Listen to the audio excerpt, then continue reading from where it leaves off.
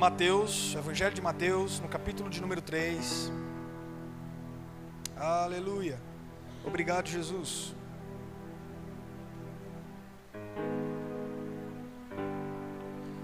Mateus capítulo 3, queridos.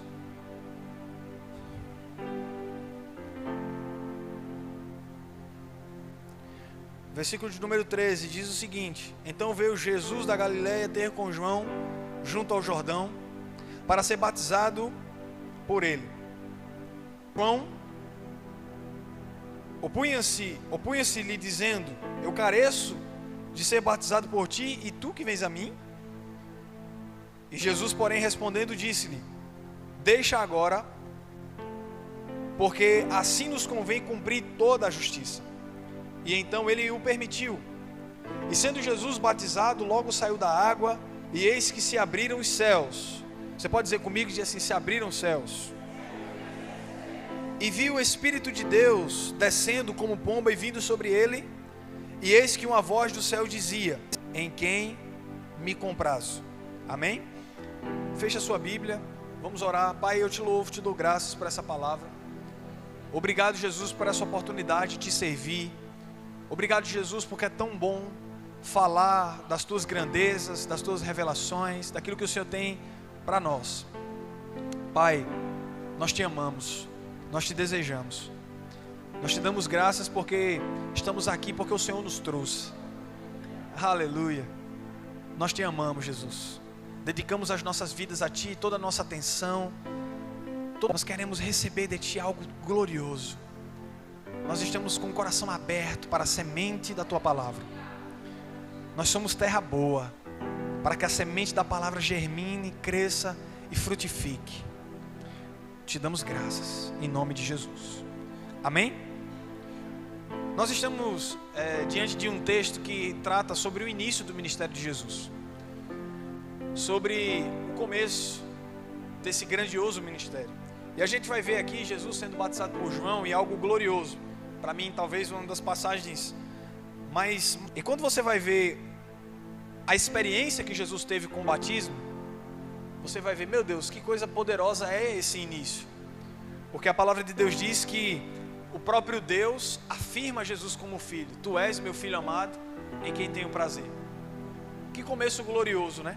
O próprio Deus afirmando o seu filho, cravando no coração do seu filho o sentimento que Deus tinha acerca dele. Ó, você é um filho, e não qualquer filho, mas um filho que me dá prazer, um filho amado, um filho que eu me orgulho, um filho que eu... né? A gente pode tratar nesses termos porque Jesus veio fazer a vontade de Deus. A Bíblia diz que ele era a expressão exata de Deus. Ele veio nessa terra para cumprir a vontade do Pai. Quando você olha para o caráter de Jesus, você... Durante todo o Novo Testamento, nos Evangelhos, onde trata a história de Cristo e da sua passagem até a sua vida e a sua morte, você vai ver o quanto Jesus falava de Deus, o quanto Jesus honrava o Pai, o quanto Jesus transferia a glória para o Pai. Essas palavras que eu venho aqui, eu não venho dizer, eu estou dizendo aquilo que eu vi o Pai dizer, o Pai foi quem me enviou, eu vim para fazer a vontade do Pai. Então Jesus a todo momento estava fazendo menção, referência ao Pai. Estão comigo? E nessa passagem a gente vê um Jesus que está começando o seu ministério debaixo do poder de Deus. Porque a Bíblia diz que o Espírito Santo veio sobre ele. Você está comigo? Irmãos, e quando o Espírito vem sobre alguém, eu quero te dizer, quando o Espírito vem sobre uma pessoa, não tem como essa pessoa ser o mesmo. Quando o Espírito Santo vem sobre alguém, essa pessoa fica carregada de ferramentas, essa pessoa fica carregada, sabe, de capacidade para operar em coisas que sem a unção a gente não opera. Amém? Então uma pessoa que é cheia do Espírito Santo, que é tomada de um poder de Deus, ela começa a fluir em coisas que normalmente ela não fluiria sem essa capacitação. E quando Jesus começa o seu ministério, Deus o capacita, Deus o reveste, Deus, ele pega Jesus e coloca Jesus em um patamar de revestimento sobrenatural. A Bíblia diz que o Espírito Santo veio sobre ele. Amém? Quando a gente vai meditar um pouco sobre isso, a gente vai ver, meu Deus, ministério grandioso, milagres, prodígios, maravilhas e coisas sobrenaturais.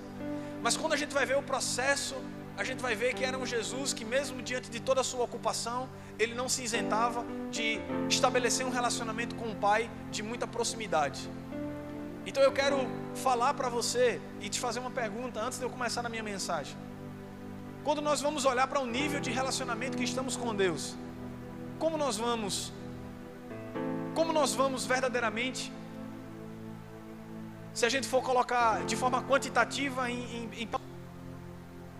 fazer essa menção, ter essa quantidade de nível do nosso relacionamento com Deus. Eu quero te dizer, querido, se o nosso relacionamento com Deus ainda não está no patamar que nós gostaríamos, existe uma promessa para as nossas vidas.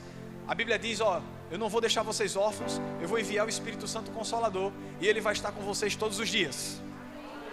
Ou seja, nós não estamos sozinhos nesse tempo. Pastor, mas o senhor não sabe o que eu estou enfrentando. Estou enfrentando muita coisa difícil na minha vida, muita luta, muita batalha, muita coisa que ainda não está resolvida. Irmãos, deixa eu dizer algo para você. Embora seja assim, e a vida tem esses desafios, e a vida da fé tem desafios, e os processos que a gente passa são processos desafiantes, mas preste atenção numa coisa: nós não estamos sozinhos. A beleza do Evangelho é entender que Ele está conosco mesmo na dificuldade. A beleza do Evangelho é que Jesus, Ele olha para nós e Ele diz assim, continue mesmo dando tudo errado, continua mesmo as coisas não estando como você gostaria, ainda que a figueira não floresça, ainda que não haja fruto na vide, ainda que não haja, todavia eu me alegrarei no Senhor e exultarei no Deus da minha salvação. Ou seja, qual é a ótica de funcionamento do profeta Abacuque? Ele diz assim, mesmo que não haja, mesmo que não seja, mesmo que as coisas não saiam do jeito que eu gostaria, mesmo que as coisas não saiam da forma que eu quero, mesmo que as coisas deem tudo errado, todavia a minha alegria não vai mudar, a minha firmeza não vai mudar, a minha convicção não vai mudar, eu vou permanecer o mesmo diante de Deus. Você está comigo? Jesus está começando o seu ministério e Ele vai passar por uma experiência que talvez você diz assim, rapaz, logo no começo. Abra sua Bíblia agora, vai mais adiante, em Mateus no capítulo 4, logo após no capítulo seguinte, a Bíblia diz, e Ele foi conduzido pelo Espírito ao deserto, para ser tentado pelo diabo. Mateus 4, versículo 2, e tendo jejuado 40 dias e 40 noites, teve fome, e chegando-se a ele o tentador disse, se tu és filho de Deus, manda que essas pedras se transformem em pães. E ele respondeu e disse, está escrito, nem só de pão viverá o homem, mas de toda a palavra que sai da boca de Deus. E então o diabo o transportou à cidade santa, e o colocou sobre o pináculo do templo, e disse, se tu és filho de Deus, lança-te daqui abaixo, porque está escrito, que aos seus anjos dará ordem ao teu respeito, para que nunca tropeces em pedra. E disse Jesus, também está escrito, não tentarás o Senhor teu Deus. E novamente o transportou o diabo a um monte muito alto, e mostrou todos os reinos da terra, e a glória deles, e lhe disse, tudo isso te darei, se prostrado me adorares. E então disse-lhe Jesus, vai Satanás, porque está escrito, só ao Senhor teu Deus adorarás, e só a Ele servirás. Então o diabo o deixou, e eis que os anjos chegaram e o serviram. O que eu acho mais glorioso nesse texto é que a Bíblia diz que Jesus jejua 40 dias e 40 noites. Agora preste atenção numa coisa interessante. Qual o propósito do jejum? Pelo menos na minha percepção, o propósito do jejum, e quando a gente vai ver isso na palavra, é para ativar a tua sensibilidade diante das coisas espirituais. Qual é o propósito do jejum? É você mortificar a sua carne. O propósito do jejum é você tornar aquilo que é forte, porque o mundo, o sistema do mundo, ele leva você a crer que a carne domina. Estão comigo ou já foram? O sistema do mundo e essa vida no automático, muitas vezes, leva a gente a crer que o homem governa, que as emoções governam, e que a gente, por esse sistema, muitas vezes a gente se leva a crer de que a mente está no comando. Está comigo? Que as emoções elas vêm em primeiro lugar, que aquilo que se vê, aquilo que se toca é a prioridade. É por isso que Jesus disse para a gente atentar para as coisas que não se veem, que são eternas. Você está comigo? Por isso que o próprio Jesus, ele diz, onde está o teu tesouro, também está o seu coração. Por isso que a Bíblia faz menção de você entender que você é guiado pela fé, que você vive pela fé. O justo vive pela fé. Você está comigo? Agora preste atenção, o propósito de jejum é esse. É deixar a carne sem força, é mortificar a carne, é dizer para a carne que quem manda não é os seus instintos, não é as suas emoções, a sua vontade. Nós não somos guiados pela nossa vontade. O que é que o jejum faz? Ele exercita o nosso domínio próprio. Nós estamos com muita vontade de fazer uma coisa, e o jejum, como está impedindo você de fazer, a tua carne fica no lugar dela, fica morta. A carne fica morta. Para quê? Para que o Espírito viva, para que as percepções das coisas de Deus sejam mais fortes, para que a inclinação para o relacionamento com Deus esteja em primeiro lugar, para que a gente não fique contaminado com distrações. Você está comigo? Para que a voz de Deus seja perceptível e seja logo ouvida com facilidade. Quando nós estamos sensíveis, irmãos, a gente não tem como confundir a voz de Deus. Quando nós estamos sensíveis às coisas espirituais, a voz de Deus, ela é facilmente ouvida e as direções, elas são facilmente atendidas. Vocês estão comigo? Aí você pode dizer, Jesus jejuou 40 dias. Ele passou 40 dias fazendo o quê, irmãos? Se o jejum, ele aguça a nossa sensibilidade, eu quero dizer, meu irmão, que Jesus passou 40 dias se relacionando com Deus. Ah, pastor, mas o texto não diz isso. Mas está obscuro isso no texto. O texto não diz que Jesus passou 40 dias se relacionando com Deus. Mas, irmãos, você acha que Jesus ia ficar se abstendo da comida, fazendo um jejum forte de 40 dias, para simplesmente ficar lá no deserto, apenas esperando o tempo passar? Apenas contando grão de areia no deserto? Será que foi para isso que Jesus jejuou? Irmãos, eu estava muito sensível para ministrar essa palavra. Eu quero dizer, meu irmão, Jesus passou 40 dias na presença de Deus. Jesus passou 40 dias, sabe, intenso no seu relacionamento com Deus. A Bíblia diz que ele foi conduzido pelo Espírito ao deserto para ser tentado. E a gente fica dizendo assim, mas Jesus venceu a tentação porque era Jesus. Porque Jesus venceu a tentação porque Jesus era o Todo-Poderoso. Mas a Bíblia diz em Filipenses capítulo 2 que ele se esvazia da sua forma de Deus. O apóstolo Paulo deixa bem claro que ele não tem por usurpação o fato de ser igual a Deus, e ele assume a forma de serviço, ele assume a forma de servo. Está comigo? Então Jesus, enquanto esteve na terra, ele não tinha os atributos de Deus. Jesus era onisciente. A gente vê diversas passagens na Bíblia onde Jesus precisava de uma informação e ele chegava e perguntava, onde Jesus chegava próximo da figueira para saber se nela tinha figo. Então a gente vê característica de um Jesus homem. Você está comigo? A gente vê um Jesus que chega diante de um menino que estava endemoniado, com um processo de o menino se jogava no fogo e o menino estava naquele jeito, e ele pergunta para o pai, há quanto tempo isso está acontecendo com o menino? Eu quero dizer, e diante daquilo que eu interpreto das Escrituras, que era uma pergunta sincera. Jesus não sabia aquilo, e ele perguntou verdadeiramente como uma pessoa que gostaria muito de saber aquilo. Você está comigo? Então a gente vê um Jesus homem durante todo o Evangelho. Um Jesus que se comportava dessa forma, demonstrando a sua humanidade. Jesus sentia frio, Jesus sentia calor, Jesus sentia fome, até morrer. Ele morreu, que a Bíblia diz que está ordenado aos homens morrer. Está comigo? Amém ou não? Agora preste atenção numa coisa.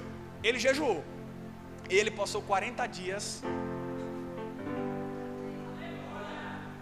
Ele passou 40 dias na presença, meu irmão, recebendo instruções do Pai. Era o início do seu ministério. Ele precisava desse tempo, mortificar a sua carne para começar de uma forma poderosa. Aí, irmão, o diabo se apresenta. E é interessante que Satanás, ele vem mesmo na necessidade, porque o cara tinha passado 40 dias sem se alimentar. 40 dias de jejum, queridão. A Bíblia diz que no final dos 40 dias ele teve. E o diabo se apresenta e diz o quê? Ei, tu és filho de Deus mesmo? Será que tu é filho de Deus? Então se tu é filho de Deus, transforma essas pedras em pães. Qual foi a resposta de Jesus? Nem só de pão viverá o homem, Satanás, mas de toda palavra que sai da boca de Deus. Irmãos, olha só que coisa linda. Jesus disse assim: nem só de pão viverá o homem, mas de toda palavra que sai da boca de quem? De Deus. Preste atenção numa coisa. Jesus passou 40 dias num processo forte de jejum, e no final dos 40 ele teve fome. E o diabo, quando vem, toca onde?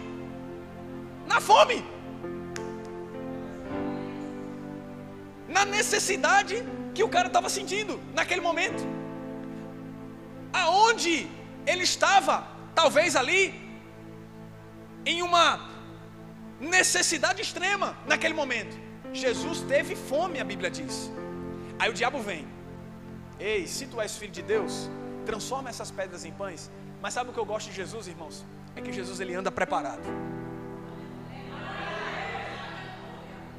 Porque não foi um homem qualquer, não foi uma pessoa comum que levou Jesus ao deserto. A Bíblia diz que ele foi conduzido pelo Espírito. E aí é onde muitos estão, sabe, enganados. Porque o diabo, ele vem para tocar na necessidade das pessoas. O diabo nunca vai se apresentar, o tentador nunca, a tentação, irmãos, ela nunca vai vir para tocar em algo que você não gosta. A tentação nunca vai chegar para você em algo que não aguce o teu desejo. A tentação, ela nunca vai chegar em algo que para você seja algo, sabe, que não faça sentido. Sempre o tentador, ou a situação em si, seja lá o que for, ou a situação sempre vai surgir diante de você em algo que você está necessitando. Sempre vai ser tocado na necessidade. Só que olha a lição que Jesus dá para a gente aqui. Olha o que ele diz. Ele diz: mas eu não sou guiado pelas minhas necessidades. Eu não sou guiado pelos meus desejos. Não é a minha necessidade que me rege, que me governa. Não é isso. Eu sou guiado, regido, governado pela palavra que sai da boca de Deus. Pela palavra que sai da boca de Deus. Ei, peraí. Depois de 40 dias de jejum, não era maravilhoso um pãozinho francês, não? Eu sei que pãozinho francês não é. Eu estou contemporaneizando a história. Amém? Pãozinho francês não é da época de Jesus, mas entenda o que eu estou falando aqui. Eu quero parafrasear, fazer uma paráfrase aqui. Mas não é bom não, um pãozinho francês, maravilhoso, não é não? Com mortadela, é bom. Só que aí o que é que Jesus diz? Nem só de pão viverá o homem. Satanás, eu quero deixar bem claro para você, que eu não sou guiado pelos meus desejos. Eu não sou guiado pelas minhas necessidades. Eu sou guiado pelo aquilo que sai da boca do meu Pai. Só que o diabo não desiste, irmão. E se é uma coisa que ele não faz contigo, é desistir de tu. E se eu fizer um paralelo entre essa pequena passagem e a tua vida, irmão, sabe por quê? Às vezes a gente fica dizendo assim: meu Deus, é tanta coisa que se levanta na minha vida. Meu irmão, você acha mesmo que o diabo vai deixar você realizar os seus sonhos? Você acha mesmo que o diabo gosta de te ver feliz?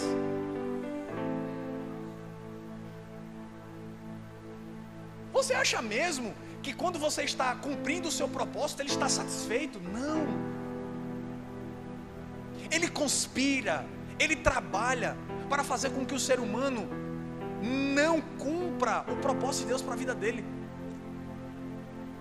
E ele trabalha nos mínimos detalhes. Pastor, como? Distraindo, colocando pequenas pedras de impedimento, que muitas vezes a gente diz assim: não, isso aqui não é um pecado não, isso aqui não vai afastar, isso aqui não vai influenciar na minha vida não. Mas acaba nos tirando da influência do foco principal das nossas vidas. Irmãos, deixa eu dizer algo para você muito forte, muito pesado. Algo que eu escutei a minha vida inteira no Evangelho: se muita gente está brincando de ser crente, o diabo não está brincando de ser diabo não, irmão. A intenção, a Bíblia chama ele do príncipe desse século, porque a Bíblia diz que o mundo está, irmãos, o sistema do mundo está debaixo desse sistema, desse governo dele. Esse sistema está debaixo da autoridade dele. Esse mundo onde Satanás é Deus, onde o sistema, quem governa é ele, onde as pessoas que estão sendo levadas, estão influenciadas, estão mais amantes. A Bíblia diz que nos últimos dias se levantarão homens avarentos, gananciosos, amantes mais dos prazeres do que de Deus. Ou seja, nesses últimos dias a Bíblia diz que muita gente, o sermão escatológico de Jesus em Mateus capítulo 24, Jesus diz que muitos, Mateus 24 versículo 12, e por se multiplicar a iniquidade, o amor de muita gente vai fazer o quê? Se esfriar. Mas glória a Deus, que é de muitos, não é de todos, porque o texto continua: aqueles que perseverarem até o fim, esses vão herdar a vida eterna. O que Jesus, irmãos, quer nos passar nessa tentação, que talvez quando a gente pega esse texto, a gente diz: meu Deus, que coisa extraordinária, mas a gente não sabe da revelação que está por trás disso aqui. Algo tão simples, um pão. Só que não era só o pão. O diabo fala assim: ei, se tu és filho de Deus,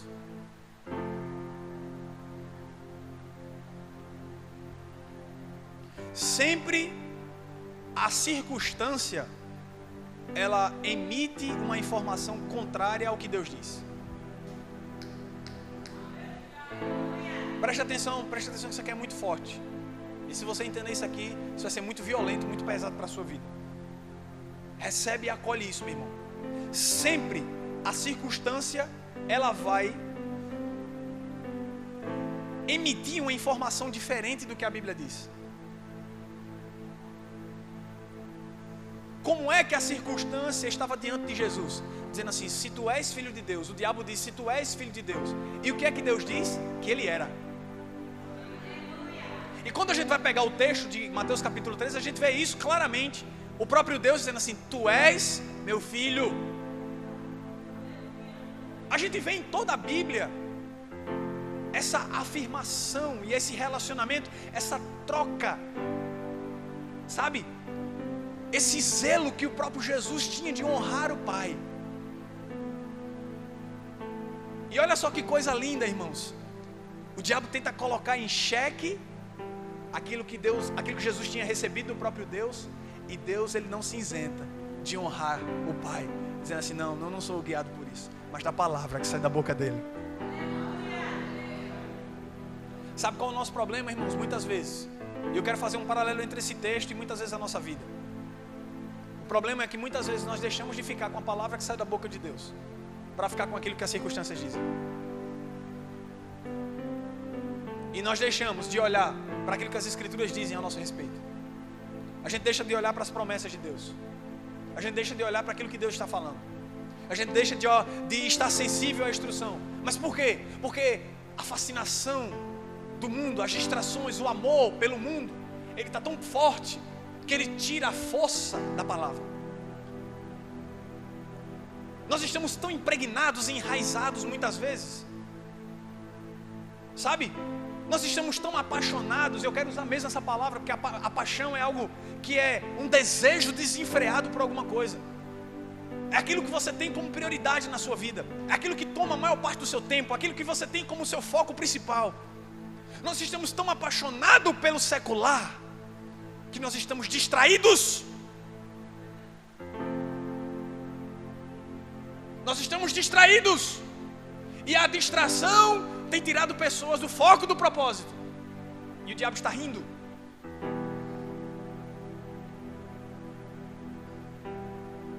E eu tenho me sensibilizado nesses dias, porque Deus tem me usado, e glória a Deus por isso. E eu digo: isso-me aqui, Senhor, como um farol, para dizer assim: ei, aqui tem terra firme, aqui tem um porto seguro. Ei, em Jesus você pode viver uma vida diferente. Em Jesus você pode viver uma vida livre do medo. Em Jesus você pode viver uma vida livre da depressão. Em Cristo você pode viver uma vida livre da ansiedade. Em Cristo você pode viver uma vida livre das preocupações. Em Cristo você pode viver uma vida livre do seu passado. Em Cristo você pode viver uma vida livre do medo, da angústia, da decepção, da necessidade, da falta, do sentimento de inferioridade. Em Cristo nós podemos viver uma vida livre do mundo e da influência de Satanás. Aí tem muita gente que diz assim, bate no peito e diz assim: o diabo não manda em mim, o diabo não me governa, mas é levado pelo sistema. Mas quem governa o sistema, irmão?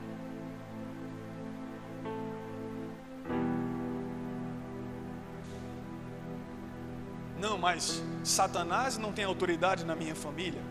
Mas e ele não faz nada para poder manifestar, tentar aplicar a graça de Deus, tentar ensinar a palavra, tentar parar de terceirizar a criação do filho.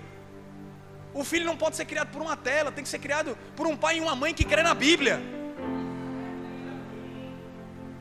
Se nós deixarmos as telas influenciarem a vida dos nossos filhos, a gente está diante da pior geração, irmãos.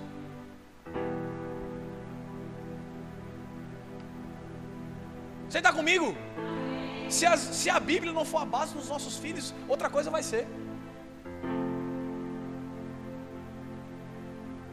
Você está comigo?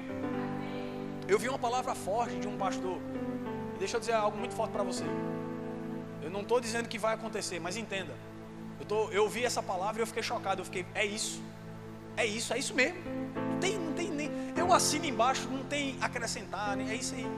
Ele disse: eu estou criando meu filho numa pressão do bom sentido da palavra, num amor por Jesus, meu irmão. Que ele vai estar diante de um muçulmano, o muçulmano vai cortar a cabeça dele, mas ele não vai negar.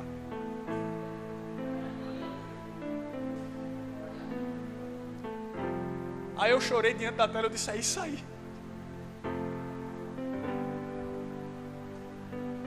Nós precisamos preparar uma geração que vai estar diante desse povo.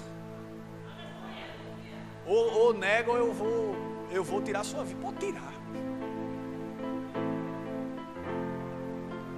Mas a falta de sensibilidade, a falta, sabe, de foco, de determinação. Irmão, se a gente não consegue, sabe, eliminar aquilo que é tão básico da nossa vida, como a comida, por amor a Jesus, como é que a gente vai dar a vida?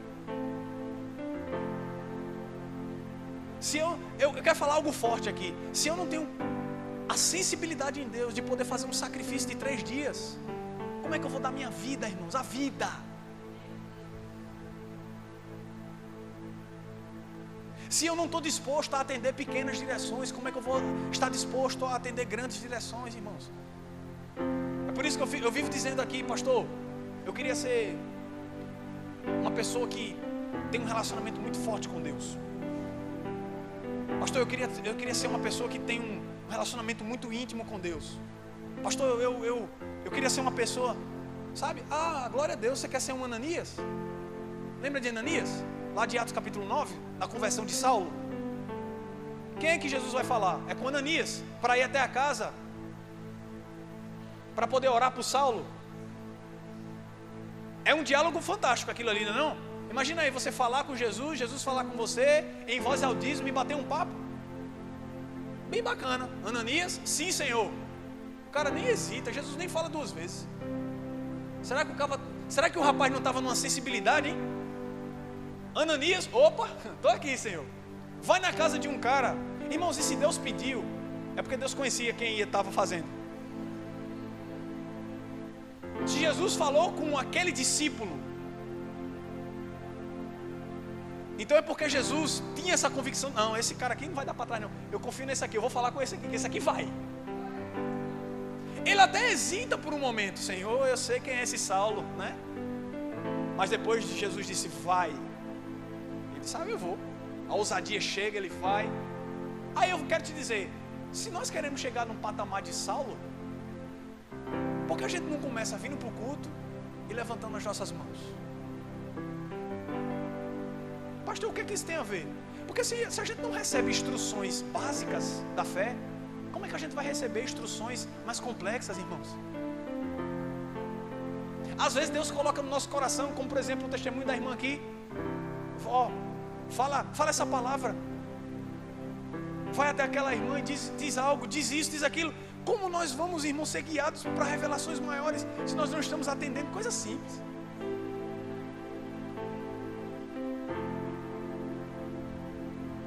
Você está comigo? Porque estamos mais atentando para as coisas naturais do que atentando para a instrução de Deus. Eu te digo, é um segredo que não é segredo. Comunhão. Pastor, qual é o segredo? É um segredo que está revelado, não é segredo. Está revelado na palavra. Segredo, irmão, deixou de ser segredo já há muitos anos. Está na Bíblia. Está na palavra. É o quê? É comunhão. Jesus foi o homem mais ocupado que já existiu. Jesus não deixava de orar. Comunhão, intensidade, busca. Jesus venceu a tentação por quê? Porque ele e o Espírito Santo estavam assim, ó, coladinho. A Bíblia diz que ele foi conduzido pelo Espírito. A presença de Deus estava muito pesada e forte naquele ambiente. Você não acha não? O homem passou 40 dias jejuando, rapaz. O homem estava cheio do poder de Deus. A Bíblia diz em Mateus capítulo 3 que o Espírito veio sobre o homem. O homem estava cheio ou não estava? Vamos mais para frente.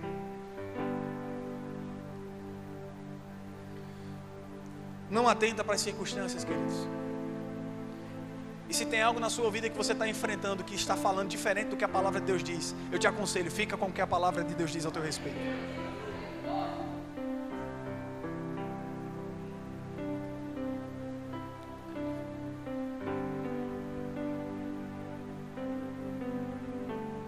Então o diabo o transportou para a cidade santa e o colocou no pináculo do templo e disse: se tu és filho de Deus, lança-te daqui abaixo, porque está escrito que aos anjos dará ordem do teu respeito, tomar-te-ão nas mãos para que não tropeces em pedra. Também disse Jesus, também está escrito: não tentarás o Senhor. Olha que coisa poderosa. Irmãos, às vezes a gente olha para isso aqui e a gente acha que isso aqui é simples.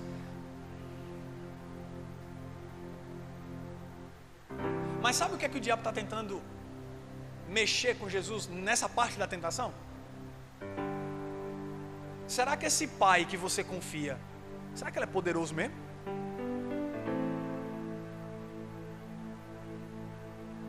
Ele coloca à prova diante de Jesus o senhorio do pai sobre ele e o governo do pai sobre ele. Ei, se ele é tão poderoso assim e você vive por ele, você se joga, rapaz, ele é poderoso para te salvar. Ele não é tão grande, tão...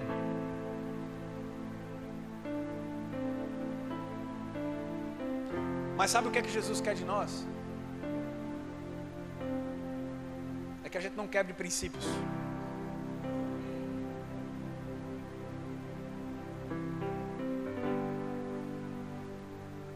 Deus é poderoso para fazer, sim ou não? Mas eu preciso aprender a obedecer.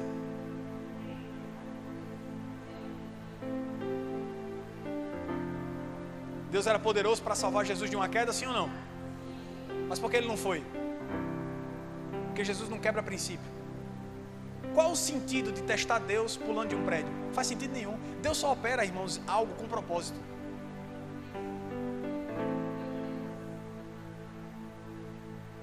É por isso que a tentação do diabo não tem lógica, não tem sentido. É por isso que Jesus diz, também está escrito: não tentarás o Senhor teu Deus.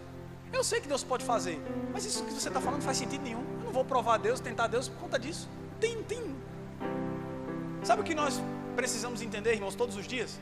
É que Deus continua sendo Deus, mesmo diante das nossas incapacidades.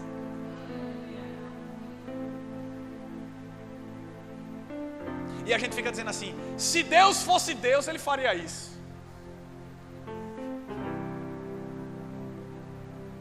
Se Deus fosse poderoso mesmo, Ele realizava isso na minha vida.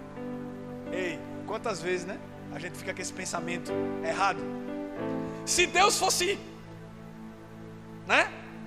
Ele realizaria. Oxê, Ele fazia as coisas, ele mudava a vida. Mas por que Ele não faz, gente? Muitas vezes. Por que Ele não faz? Porque se Deus, irmãos, Ele fosse intervir no homem, para impedir as suas atitudes e ações, Deus seria injusto com a sua própria palavra. E por quê? Porque a Bíblia diz que tudo que o homem planta, ele colhe. Deus fez você e Ele te deu algo chamado responsabilidade. Diga responsabilidade. Olha para o seu irmão e diga assim: não quebre princípio. Vamos mais para frente?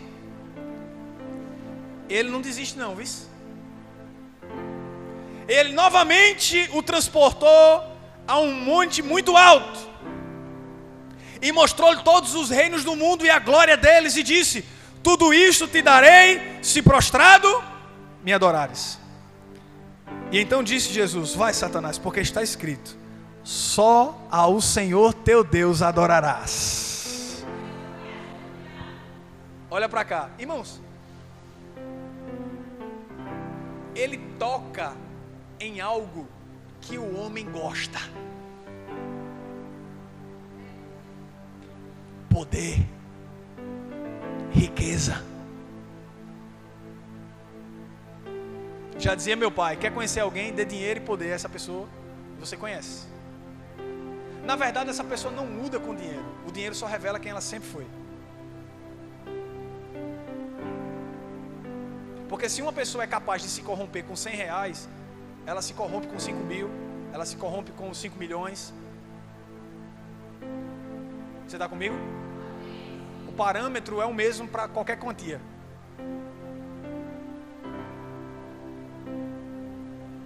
Porque isso é questão de caráter, princípio. Vocês estão entendendo?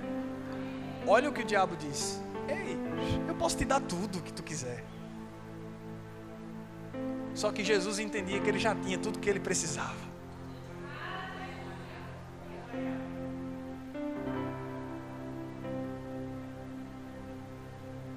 Você quer ser vencedor? Você quer vencer todas as coisas? A Bíblia diz que nós somos mais do que vencedores, pastor. A Bíblia diz que nós já vencemos. A Bíblia diz que Jesus triunfou. Agora entende isso. Amém. Jesus venceu, nós estamos nele, vencemos junto com ele. Mas eu estou te falando algo prático. Na tua vida da fé, você quer vencer? Porque a Bíblia diz: ao que vencer, eu vou compartilhar sobre algo glorioso. Apocalipse fala sobre isso. Você quer vencer? O segredo da perseverança qual é? Porque Jesus diz: aquele que perseverar até o fim.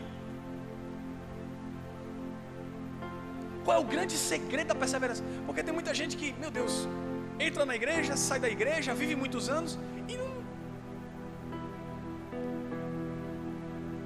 Parece que a base, o fundamento, ele não está solidificado, ele não está verdadeiramente arraigado, ele não está totalmente firme. Parece que é um fundamento que ainda balança, que ainda se corrompe muitas vezes com aquilo que está ao redor. É um fundamento, é um alicerce que não está verdadeiramente em uma profundidade ideal, adequada. Eu estou falando isso espiritualmente. Então as pessoas entram e saem da igreja sem esse fundamento de vida verdadeiramente. Por isso que elas não conseguem se sustentar. Ah, pastor, mas é Deus que sustenta as pessoas na igreja. Sim, mas se nós não tivermos fome, sede, se nós não nos aplicarmos a uma vida de oração, de busca, de relacionamento, a gente não vai conseguir, irmãos. O sistema está aí. O diabo ele tem paciência para justamente ir em áreas que vai crescer os seus olhos. O diabo ele tem paciência para procurar a melhor oportunidade. Você sabia? Então, às vezes a gente diz assim: meu Deus, as coisas estão, meu Deus, se levantou o inferno todinho. Irmãos, fica tranquilo. Fica tranquilo. Porque essas dificuldades são grandes, é porque se a oposição está grande, é porque, irmãos, o diabo, ele sabe do teu potencial.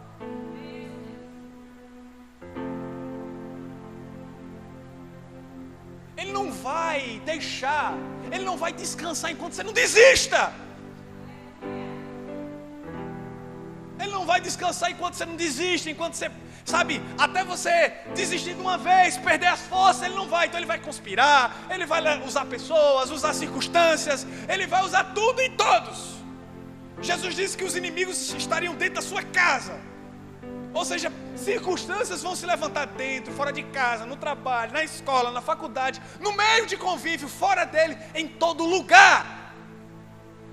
Ser cristão em um mundo corrompido, ser discípulo de Jesus nesse mundo, o mundo nos odeia.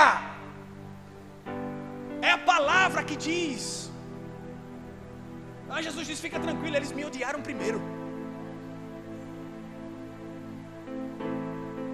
Eu não vou querer honra de um mundo que matou Jesus, irmão. Esse mundo não tem nada de bom. O sistema não tem nada de bom para me oferecer. E as pessoas estão agarradas nele. Por isso que a Bíblia diz que aqueles que são amigos do mundo são inimigos de Deus. É por isso que a amizade com o mundo é inimizade com Deus. A amizade com Deus é inimizade com o sistema do mundo. Você está comigo? Ele não vai desistir. Estou falando do diabo. Ele não vai desistir. Agora, a grande questão é que se ele não desiste, eu vou perseverar até o final. Aleluia! Porque se ele quer que eu não desista, eu conheço muito bem o futuro dele. Ele pode trabalhar, mas eu sei que o futuro dele, ele é um derrotado. Porque o meu Jesus venceu na cruz do Calvário todas as coisas. Aleluia! Então quando o diabo tentar fazer alguma coisa, se levantar de alguma forma, você tem que lembrar ele o futuro dele. Ele perdeu as forças. Você está comigo? Ah, pastor, o diabo é poderoso? Ele pode ter algum tipo de influência nesse sistema que ele governa. Mas sobre a minha vida, sobre a sua vida, sobre as nossas vidas, o que é que a Bíblia fala sobre ele? Ah, pastor, você não tem medo de falar do diabo? Não, eu não tenho medo não. Porque eu sei o que o meu Jesus fez com ele.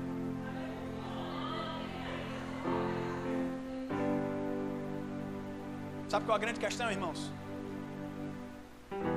É que muitas vezes nós deixamos de ouvir a palavra que sai da boca de Deus para atentar para as mentiras. Ele é pai da mentira. Só isso já dava para entender e sacar que tudo que ele fala, a gente não deve levar como algo importante.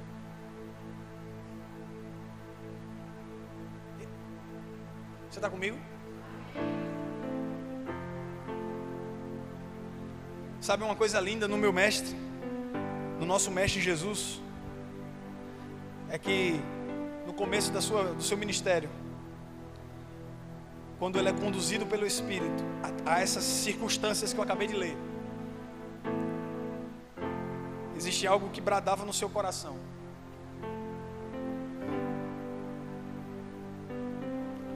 Se ele teve fome, se ele foi tentado em áreas que para o homem realmente é algo de se desejar. O homem é tentado, talvez uma das áreas que mais atrai os olhos das pessoas hoje seja o dinheiro, a fascinação das riquezas. E Jesus foi tentado aqui. E quando ele olha para os reinos, havia algo dentro de Jesus que era muito mais valioso do que aquilo que o diabo estava mostrando. Porque a Bíblia diz que o diabo mostra os reinos. Deixa eu dizer uma coisa para você. Quando o diabo mostra algo para você, o que você mostra para ele?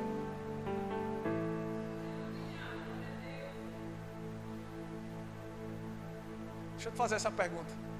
Quando o diabo mostra algo para você, o que você mostra de volta? Eu não sei você, irmãos, mas aqui esse exemplo ele é glorioso e a gente precisa aplicar isso na nossa vida. Porque quando o diabo mostra os reinos para Jesus, havia uma convicção gloriosa no nosso mestre de que aquilo que estava dentro do seu coração era muito mais poderoso e valioso do que aquilo que estava diante dele e daquilo que o diabo estava mostrando.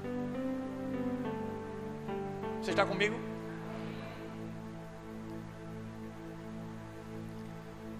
Abra sua Bíblia em João capítulo 15.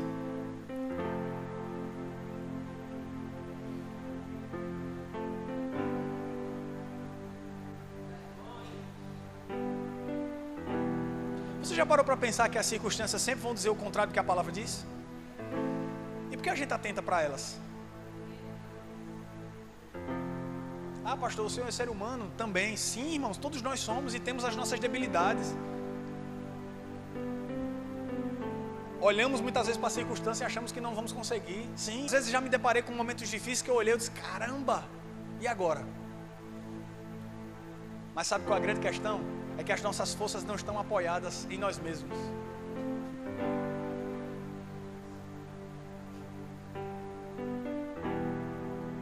A grande questão é que eu não luto na força do meu braço. Eu não guerreio as lutas e não estou na frente de batalha com as minhas ferramentas, com as minhas armas. Irmão, se eu for guerrear com as minhas armas, eu vou sair derrotado dessa batalha. Se eu for guerrear com as minhas ferramentas, eu vou sair totalmente dilacerado. Se eu for guerrear com as minhas forças, irmãos, o meu poder bélico é muito inferior ao poder bélico de Deus. Se eu for tentar guerrear com o meu armamento, não vai dar certo, não vai prosperar, não vou ter. Eu estou falando isso espiritualmente porque o apóstolo Paulo diz que as armas da nossa guerra, elas não são carnais, mas poderosas em Deus. Ou seja, nós não guerreamos e lutamos com as nossas armas, irmãos. Não. Se a Bíblia diz que nós somos mais do que vencedores, é porque nós estamos nele. Irmãos, em toda guerra, em toda batalha, existem pessoas que ficam na frente para receber a pancada principal. É assim? E existem pessoas que ficam atrás. No exército tem a infantaria, que é bucha de canhão. Não é assim? Então eles vão na frente. E tem outros destacamentos, se assim eu posso falar, outros grupos de soldados, de oficiais, que vão fazendo cobertura. E eu não entendo muito dessas coisas, mas tem outros níveis, irmãos. Agora é impressionante. Se você está na frente, qual é o resultado de você estar na frente? É de ser mais fácil de você ser alvejado, de você ser baleado, é de você receber a pressão da força da oposição na frente é mais violenta. Sim ou não? Mas eu nunca vi, irmãos, uma guerra com soldados despreparados. Se as pessoas da infantaria elas vão na frente, elas sabem o que elas vão enfrentar. O soldado ele não está desarmado. Você está comigo? Ele está seguindo uma ordem. E se for preciso, ele morre em favor daquela missão. Pastor, o que é que você está querendo dizer? Não importa, irmãos, em que nível de destacamento eu estou. Se eu estou na frente, se eu estou atrás. De uma coisa eu tenho certeza. Eu fui chamado para dar a minha vida por essa causa.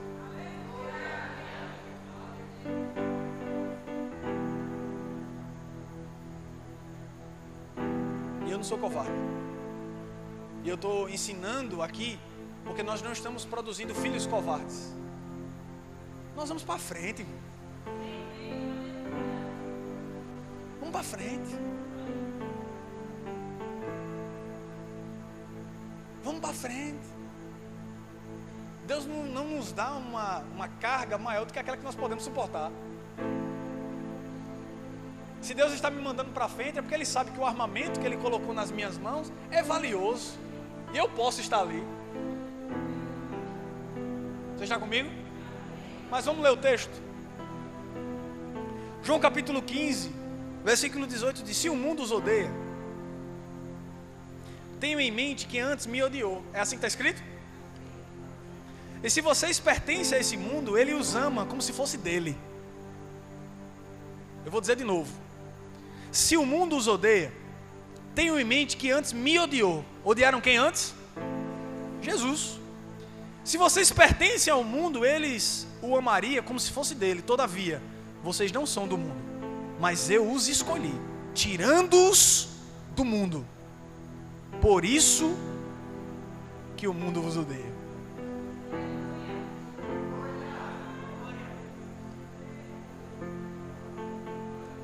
Sabe qual é a grande questão, irmão? Sabe por que o mundo te odeia? Porque você não faz parte mais desse mundo.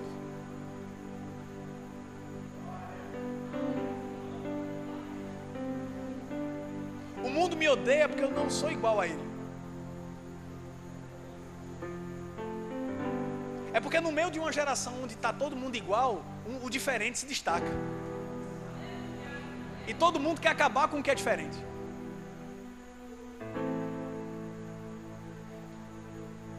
Se tem um grupo que todo mundo mente, se levantar alguém que fala a verdade, essa pessoa vai ser engolida. Essa pessoa vai ser maltratada, essa pessoa vai ser perseguida. Por quê? Porque em um mundo, irmãos, onde isso é normal, quem está fazendo certo vai receber oposição. Em um mundo que fala mal das pessoas é normal, se levanta alguém para fazer o bem e falar bem das pessoas, essa pessoa vai sofrer oposição. Se nós estamos no mundo, preste atenção, se as pessoas estão no mundo e num sistema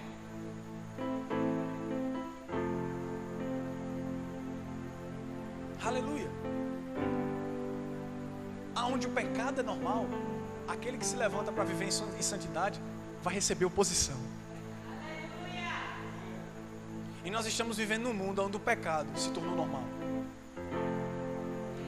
E pessoas que se levantam para viver em santidade, elas, rapaz, fulano só quer. Nós não somos melhores, irmãos. Mas se tem uma luz que brilha no meio das trevas, as pessoas olham e encandeiam assim.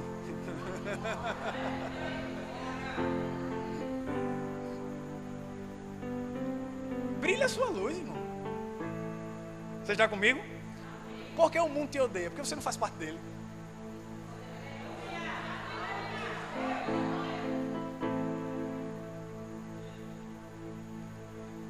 Tiago, capítulo 4. Paciênciazinha que eu já estou encerrando.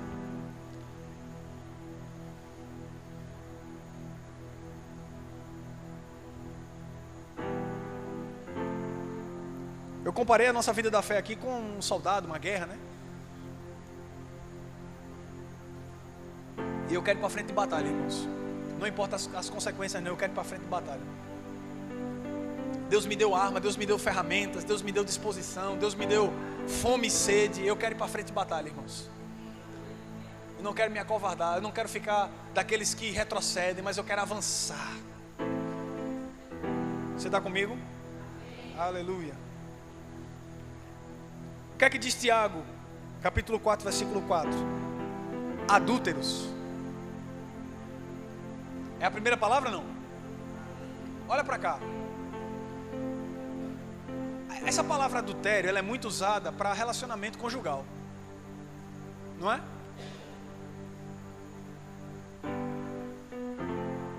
É assim ou não? Vamos continuar lendo. Vocês não sabem que a amizade do mundo é inimizade contra Deus? Quem quer ser amigo do mundo faz-se inimigo de... Preste atenção numa coisa. Por que o apóstolo Tiago, é interessante que ele usa essa nomenclatura e ele diz assim, adúlteros. Talvez quando a gente vai pegar esse texto original tem um outro significado que ele queira passar, mas de uma forma bem básica eu queria falar isso aqui. Ele usa uma terminologia, eu até estava falando com um amigo sobre isso e ele até mencionou isso, eu achei interessante nessa passagem. E ele menciona essa palavra, ele diz adúlteros. E a gente usa muito isso para falar sobre casamento, sobre traição, não é assim? Preste atenção. Por que ele faz essa comparação de pessoas que são inimigas do mundo, de pessoas que são inimigas de Deus, para um adultério?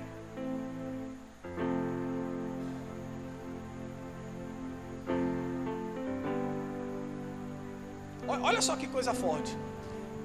Eu acredito que a comparação mais forte que a gente pode falar que a gente pode fazer entre Deus e o relacionamento de Deus com o homem, seja no natural o relacionamento de um marido com a sua esposa. Você está comigo? E como é que as pessoas estão tratando Deus nesses dias?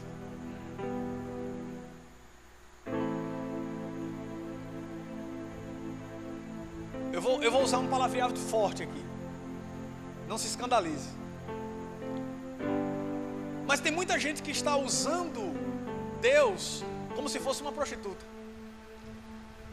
E elas vão para o culto de domingo e elas pagam, elas dão oferta. E elas têm aquela noite de prazer. O louvor é maravilhoso.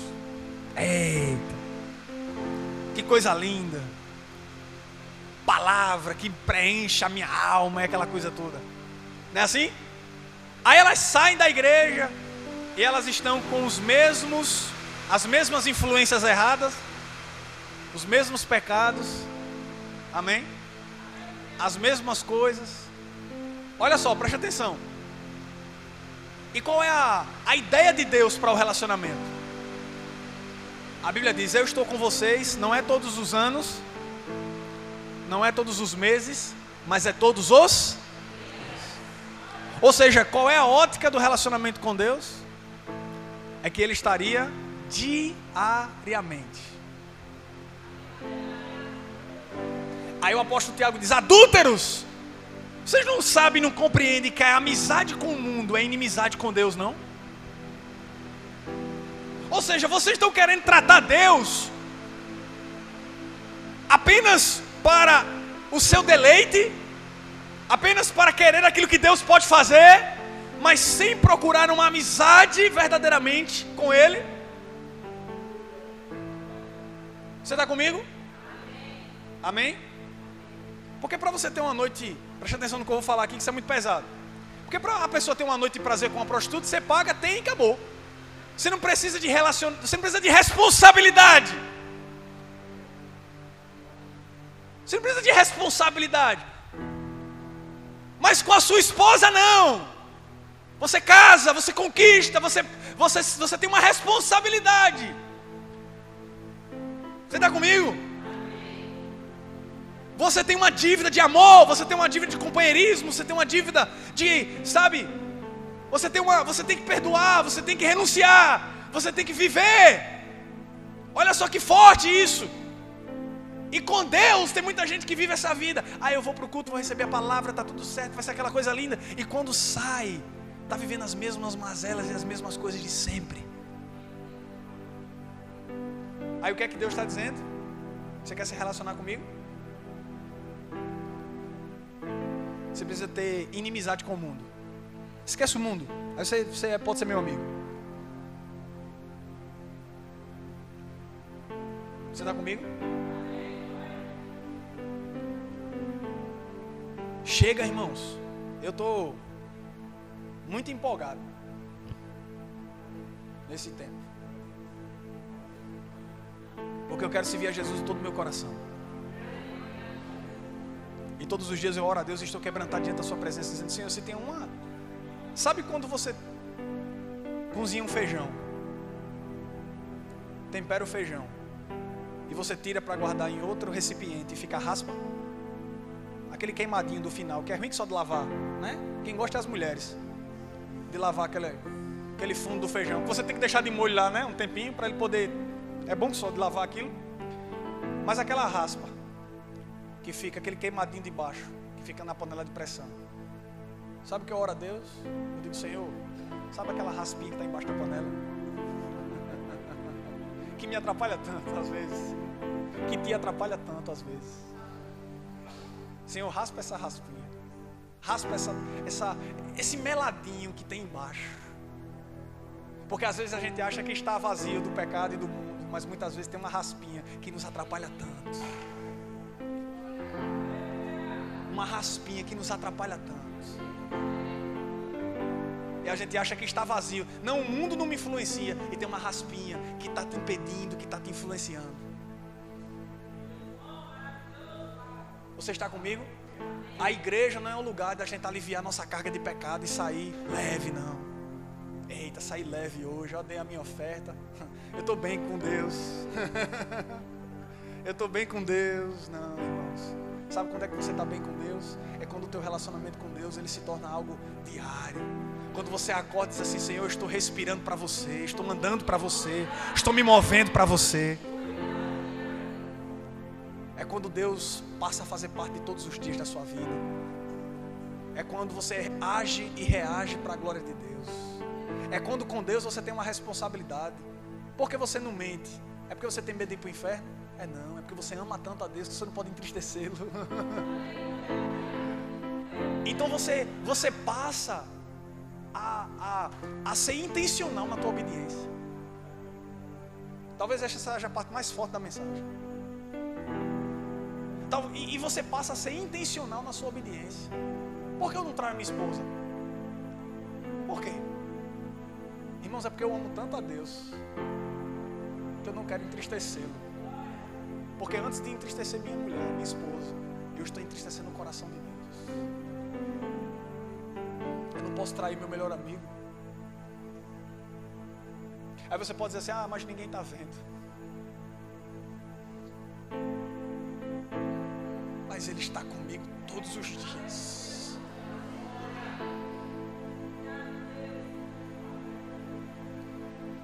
A gente precisa ser intencional, irmãos, na nossa obediência.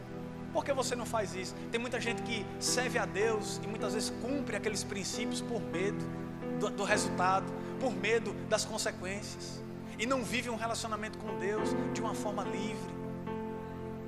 Não vive um relacionamento de paternidade e filiação. Não vive verdadeiramente uma família. Não. Se relaciona com Deus como se Deus fosse seu patrão e você fosse funcionário de Deus. Não, irmãos. Entende o que é que Deus é para você e se relaciona com Ele da forma correta. Deus te ama. Não. Você está comigo? Nós não servimos a Deus por medo de ir para o inferno. Nós servimos a Deus porque amamos tanto a Ele. É por amor à pessoa e por aquilo que Ele fez por nós. É pela gratidão que inunda o nosso coração. Irmãos, eu sirvo a Jesus porque eu não sirvo para outra coisa. Você está comigo? Eu sirvo a Deus porque eu não sirvo para outra coisa. Irmão, se tirar a igreja de mim, eu não presto não. Se tirar o convívio, eu não combino fora disso. É por isso que o mundo me odeia tanto. Porque eu não faço parte dele.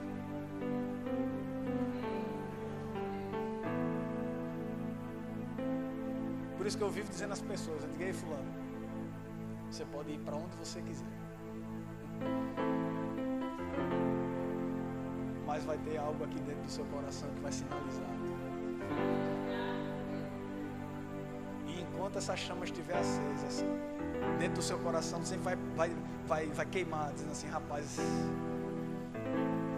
irmãos, eu nunca vi alguém que deixou Jesus dizer que está vivendo a melhor vida do mundo. Você já viu alguém realizado? Eita, saí da igreja, estou bem que só. Alguém já viu? Me mostra alguém, irmãos. Não tem não. Alguém que saiu da igreja, que saiu de Cristo, que saiu do corpo de Cristo, diz assim: rapaz, estou vendo a melhor vida. Não tem. Pelo contrário, você vê dizendo assim: rapaz, como eu queria estar lá, como eu queria voltar. Oh meu Deus, meu lugar é na casa do Senhor. Não é assim? A gente encontra pessoas afastadas e diz assim: meu Deus, às vezes eu não tenho força, mas eu sempre penso, meu lugar é naquele lugar, meu lugar é na casa do Senhor, eu queria muito voltar. A gente não vê uma pessoa que saiu da igreja e é realizada. Por quê? Porque realização fora de Cristo não tem. Só que eu preciso entender a minha responsabilidade como servo de Jesus. Tudo que eu estou falando aqui para vocês é de uma responsabilidade por ser servo de Jesus.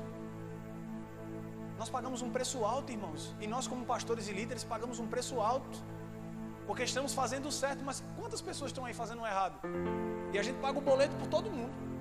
Porque as pessoas botam todo mundo no mesmo saco. Ah, todo pastor é igual. Né?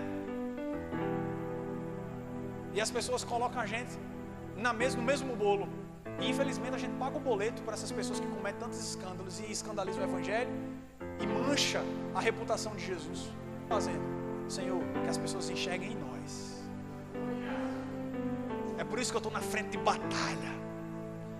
Que as pessoas enxergam em mim, enxerguem em você a responsabilidade de servir ao Senhor.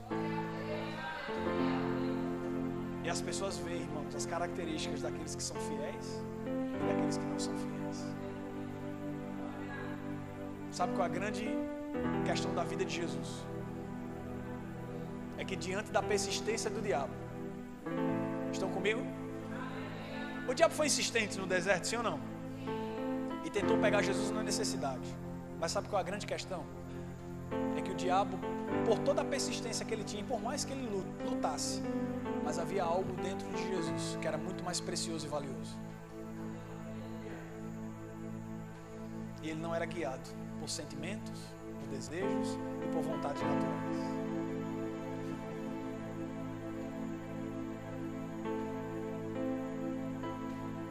Quando Jesus é a sua prioridade, tudo que está à sua volta perde força. Amém? Eu faço uma ilustração que é muito forte sobre o pecado. Eu quero encerrar com ela, que eu quero orar por você. E o Senhor me moveu a ministrar sobre a vida de algumas pessoas, tá bom? Eu já sei mais quem é. Eu estou passando em revista aqui, Senhor, o Espírito Santo me lembra. Gente, vamos supor que você está andando no centro da cidade. E você comeu ó o prato de feijoada.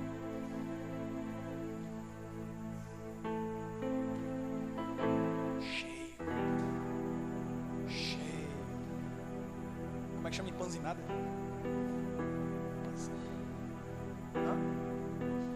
Empachado. Mesma coisa, né? Ou não? Pronto. E aí você tá cheio. Aí você passa em frente a uma loja de salgado. Cheio. O cheiro da fritura faz você passar mal. Você cheio. Não cabe mais nada não.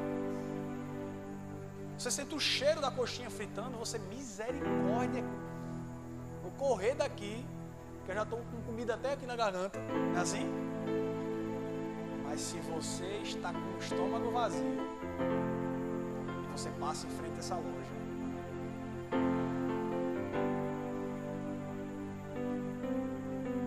o cheiro te atrai, o cheiro da fritura. Peraí, eu tenho que parar. Aí você olha na carteira. Eu tenho que parar aqui. E aí você se farta. Do mesmo jeito é o pecado, gente. Na analogia, se você está cheio da feijoada, você não está nem aí para a fritura. Você passa a sentir nojo. Mas se você está com fome, aquilo te atrai. Sabe qual é o grande problema das pessoas? É que elas estão vazias. Então o pecado atrai mesmo. Uma pessoa vazia, irmãos, ela quer comer o que vem pela frente. Ela tem sede e fome daquilo que oferecer, ela está. Mas se você está cheio de Deus, se levante o que vier. Se você está cheio do Espírito Santo, se levanta a circunstância que se levantar. Se você está cheio do Espírito Santo, pode vir o gigante que for. Se você está cheio do Espírito Santo, se levante a crise que se levantar. Pode se levantar, meu irmão. Pode se levantar, eu estou cheio da palavra. Nada vai tirar, mudar a realidade da revelação, do Jesus que eu encontrei. Você está comigo? Bem, fica de pé. Eu quero que o Ministério do Louvor venha para cá. Glória a Deus. Que a chuva não atrapalhou a minha mensagem. Deus é bom. Amém. Aleluia. Amém. Deus é bom em todo o tempo. Fecha os teus olhos.